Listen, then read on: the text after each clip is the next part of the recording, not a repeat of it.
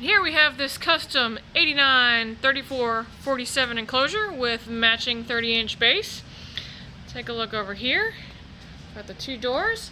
We've got a side door for putting in sticks, the venting, a drop ceiling to infinitely adjust where the heat lamps and UVB go.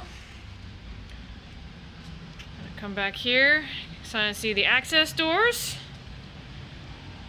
And then we've got the stand here with storage. Yeah, it's got the swing out door, and in the center it's actually just a drop down to try and keep it all. Yeah, so nothing interferes. Yeah, sort of even too. Yeah, it's got cord pass-throughs there, just like the top does up there. Yeah, so all the cord pass-throughs. One here, it's braced there, and then it's got the one in the center and the one on the end. Got lots of bracing. Very sturdy. You kind of come in here. This is a custom 89 3447. 34x47.